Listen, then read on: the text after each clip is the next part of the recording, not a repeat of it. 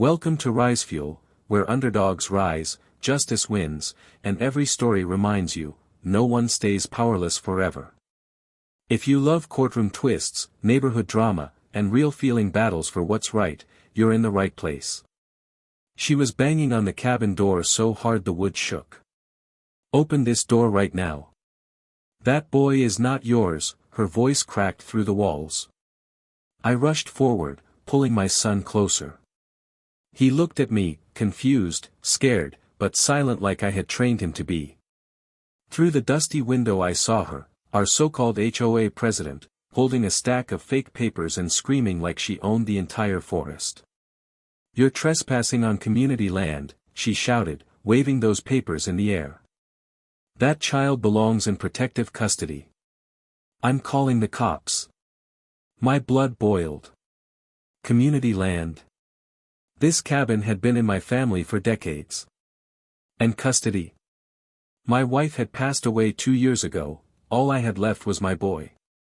She knew that. She wanted control, not justice. I cracked the door open just enough to speak. "Step away from my property, or you'll regret it." She smirked, leaned closer, and hissed, "No one will believe you. The HOA decides who belongs here. Not you." Then she pulled out her phone and made a call, her eyes locked on me with sick satisfaction. "Yes, bring the car. We're taking him today." My son's hand tightened around mine. I whispered to him, "Remember what we practiced. Stay calm. Watch me." Because what Karen didn't know, was that my boy wasn't just any kid. He'd been trained in FBI defensive tactics by my late wife's team, lessons he never forgot. And the moment she stepped one foot onto our porch, she had no idea she was walking straight into a trap. "People think they can take what's mine," I muttered under my breath. But not this time. Karen didn't wait for permission, she shoved the door wide and stormed inside like she had already won. My son stepped back, silent, his eyes sharp and alert, just like I taught him. She reached out fast, her hand aiming straight for his arm. That's when it happened. With one swift move, my boy twisted his wrist, spun out of her grip, and shoved her back so hard she hit the wall. Her face turned red with shock. "Did you just?" I stepped between them, my voice low. "Touch him again, and you'll wish you hadn't." But she just laughed. "You think anyone will believe you? I have backup. They'll be here in minutes. And when they see me with him, you'll look like the criminal." Outside, headlights cut through the trees. A black SUV pulled up, and 2 men in fake uniforms stepped out. They had badges, but even from here, I could tell they were wrong. No state seal, no official insignia. Just costumes. Karen's voice was sharp with excitement. "Officers! Arrest this man. The boy is in danger." One of the men nodded and started walking toward the porch. My son glanced at me, calm, steady, waiting for my signal. I whispered, "Remember the code." He slid behind me, reaching under the couch cushion where I always kept the emergency case. Inside wasn't a weapon, it was proof. Property deeds. Video footage.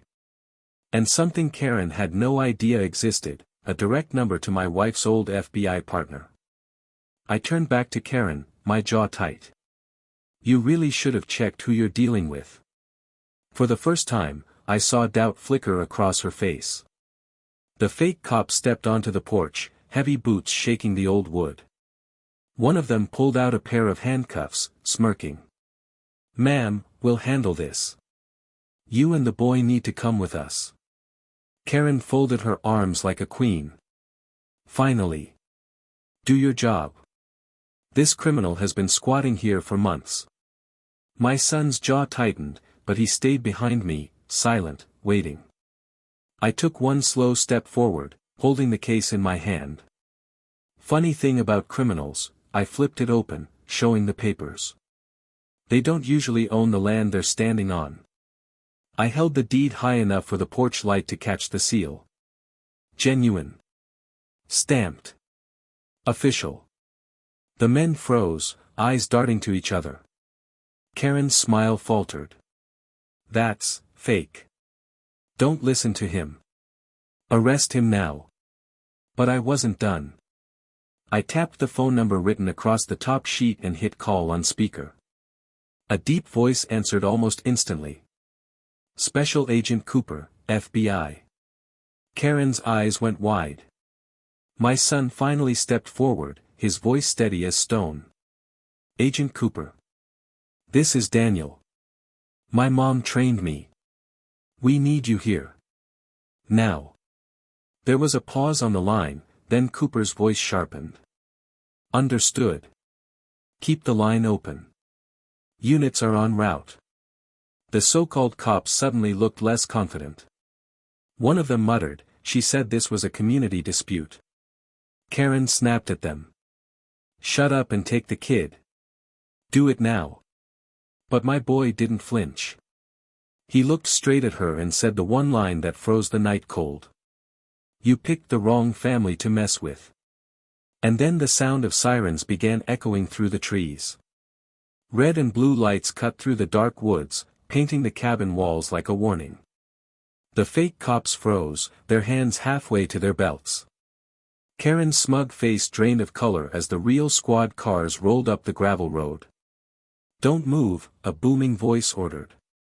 Real deputies stormed out, weapons drawn, flashlights slicing through the night. My son stood tall beside me, calm, like he'd been here before. Karen panicked. Officers, thank God. Arrest him, he's dangerous. He's holding that boy hostage. She jabbed a finger at me, desperation dripping from every word. One deputy narrowed his eyes. Funny, hostage situations don't usually involve the victim standing right beside his father. The fake cops tried to back away, but it was too late. The deputies swarmed them, yanking badges off their chests. Plastic. Cheap fakes. The cuffs snapped around their wrists in seconds. Karen stumbled back, her voice cracking. Wait. You don't understand. I was protecting the neighborhood. I had the authority. The sheriff himself stepped forward, his hat low, voice like iron. Authority? You forged notices, hired imposters, and tried to kidnap a child. You're finished. She shook her head, wild-eyed. No. The HOA gives me power, you can't do this.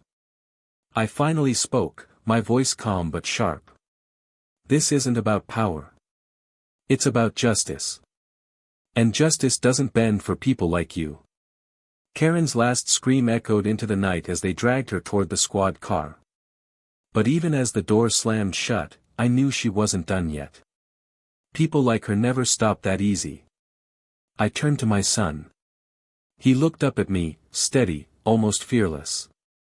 What's next, Dad? I tightened my grip on the case. We wait. Because something tells me, this was only the beginning. At the station, things should have been simple. Paperwork, charges, done. But the moment Karen was dragged inside, she acted like she owned the place. She demanded a lawyer, shouted about connections, and even threatened the sheriff. You'll regret this, she hissed. You don't know who's backing me. The sheriff didn't flinch. Lady, you've already crossed the line. Kidnapping, impersonation, trespassing, you'll be lucky to see daylight before trial. But I caught something in her eyes. She wasn't bluffing. She had someone behind her. While deputies processed the fake cops, my son slid closer to me, whispering low. Dad, she's not scared. That means she has another move. I nodded slowly. He was right. Karen was too calm for someone in handcuffs. Then, my phone buzzed. An unknown number. I almost ignored it, until I saw the subject line, HOA Emergency Notice, Eviction Order. I opened the email. My blood ran cold. It was an official-looking eviction, signed by the HOA board, giving me 24 hours to vacate the cabin. Attached was a PDF with my name in bold red letters, non-compliant. Dangerous. Removal required. Karen saw my reaction and smirked through the bars. Told you. You can't stop the board. I'm just the messenger. The sheriff frowned at the screen. This is bigger than her, looks like the whole HOA's in on it. My son's voice was calm, but there was steel underneath. Then we'll fight the whole board. I stared at Karen, her smug grin burning into me. She thought this was over. But she didn't know the truth. We had proof, training, and allies she could never imagine. This isn't just about a cabin anymore, I muttered. It's about exposing every last one of them. And in that moment, I knew, the real battle hadn't even started yet. The next evening, the HOA board gathered in their pristine clubhouse, glass walls glowing under expensive chandeliers. They sat around a polished table, sipping wine like judges ready to hand down a sentence. My eviction notice lay in the center, stamped and signed. When I walked in with my son and Sheriff Dalton at my side, every pair of eyes turned sharp. One woman sneered, "You're not supposed to be here. You've been ordered to leave." I dropped the heavy case on the table with a thud. Funny thing about orders, they don't mean much when they're forged. Karen was there too, flanked by two lawyers, acting like royalty even in handcuffs. He's lying. The documents are valid. He's a danger to this neighborhood. Before she could spin more lies, my son tapped the case open and slid out a flash drive. Dalton plugged it into the projector. The screen lit up with footage, clear, undeniable video of Karen and her fake cops plotting outside the cabin. Her voice rang through the speakers, "We'll take the boy. No one will believe him." Gasps filled the room. One board member muttered, This can't be real." I leaned forward. "It's real. And it's only the beginning." I pulled out deed records, tax receipts, even aerial maps showing the cabin sat outside HOA jurisdiction. Karen's face twisted, but the board stayed silent. Until finally, the chairman spoke, voice shaking. "Karen, you told us this was legal." She lashed out, "It is. Don't you see? If we don't control him, we lose everything. He'll ruin us." Dalton's voice cut through like a blade. "No. She already ruined you. Every threat, every forgery, every abuse of power, it's all going to court." But my son wasn't finished. He stood tall, staring straight at the board. "This isn't just about us. It's about every family you've bullied, every neighbor you've silenced. We're not leaving until the truth comes out." The room went dead quiet. For the first time, the board looked afraid. Not of me, but of what was coming next. Karen's calm mask finally shattered. She lunged forward, chains clinking, eyes blazing with panic. "You idiots! Don't you see? He's setting you up. If you go down, I go down, but I won't go alone." Her lawyers tried to pull her back, but she yanked free and shouted, "I still have the files. Every payment, every secret deal, every illegal eviction. You think I didn't keep copies? If I burn, this whole board burns with me." The members exchanged horrified glances. One older man whispered, She has the backups." My son leaned close to me, whispering just loud enough, "Dad, this was her plan all along. She doesn't care about us. She's blackmailing them too." Karen's eyes locked on me, wild and desperate. "You don't win, not today. I'll trade your silence for your freedom. Walk away now, and maybe, just maybe, I won't release everything I have." I stayed quiet, letting her dig her own grave. Then I nodded to my boy. He slipped another drive into the projector. The screen blinked, then loaded her private emails, the ones she thought were hidden. There it was, her entire scheme. Fake citations, bribes, threats, and a chilling line typed in her own words. We'll remove him, even if it takes the boy disappearing. The board gasped. One woman stood, trembling. She set us all up. We'll be finished. Sheriff Dalton stepped forward, his voice steady. No. Only the guilty will be finished. And thanks to this evidence, it's crystal clear who that is. Karen's face went pale, her last weapon turned against her. For the first time all night, she had nothing to say. I placed a hand on my son's shoulder, my voice low but firm. This ends tonight. But deep inside, I knew it wasn't over. Not yet. Because when corrupt power cracks, it doesn't vanish, it fights back harder. And Karen wasn't the type to go quietly. The deputies started to move her out of the clubhouse, cuffs tight around her wrists, but Karen wasn't finished. As they pulled her toward the door, she suddenly stumbled, then spun fast, snatching a pen from one lawyer's pocket and jabbing it toward my son. Get back here, you little brat, she screamed. Instinct kicked in. My boy sidestepped smoothly, just like he had trained. He caught her wrist mid-swing, twisted, and the pen clattered to the floor. Gasps filled the room as Karen shrieked in pain. Let me go. You don't know who I am. The deputies swarmed her, forcing her down, but Karen fought like a cornered animal. Papers flew, chairs toppled. One board member shouted, "She's insane." Another whispered, terrified, "What if she's right, what if she has more?" I stepped forward, my voice sharp, cutting through the chaos. She's bluffing. Everything she had is already in federal hands. At that, Karen froze, her wild eyes darting to me. She knew I wasn't lying.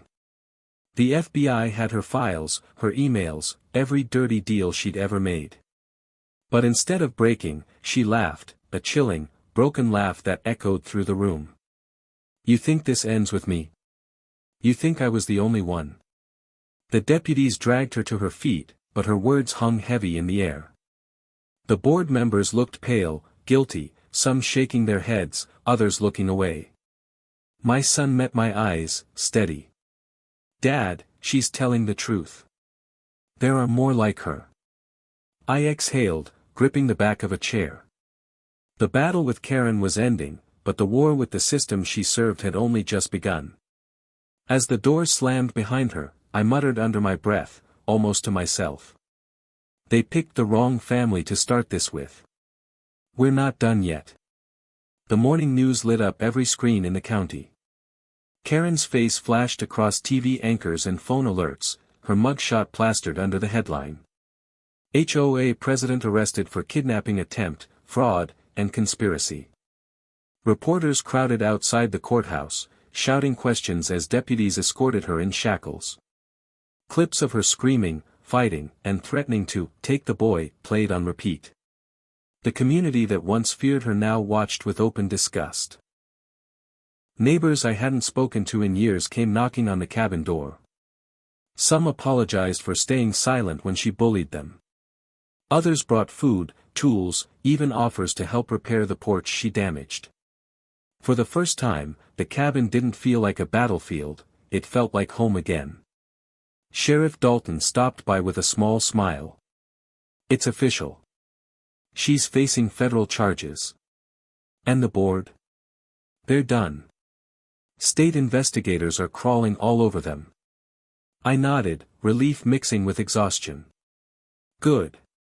People like her shouldn't get to decide who belongs and who doesn't.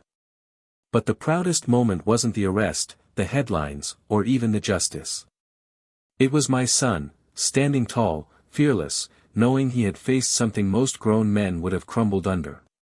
He wasn't just my boy anymore. He was my partner. That evening, as the sun dipped behind the trees, he looked up at me and asked, "So, what now?" I wrapped an arm around his shoulder, eyes on the horizon. Now we live. We protect what's ours. And we never let anyone tell us we don't belong.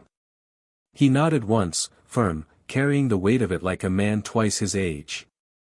And as the cool night settled over the cabin, I whispered the words I had carried in my chest since the first knock on the door. I didn't fight for this country just to lose my own home. Justice wasn't just served. It was carved into stone. Thanks for watching another RiseFuel original. If you enjoyed this story, smash that like button, share it with someone who needs to hear it, and drop your thoughts in the comments. We read every one. And remember, true power isn't in revenge, it's in rising above. Backhand index pointing right. Subscribe and stay fueled for justice.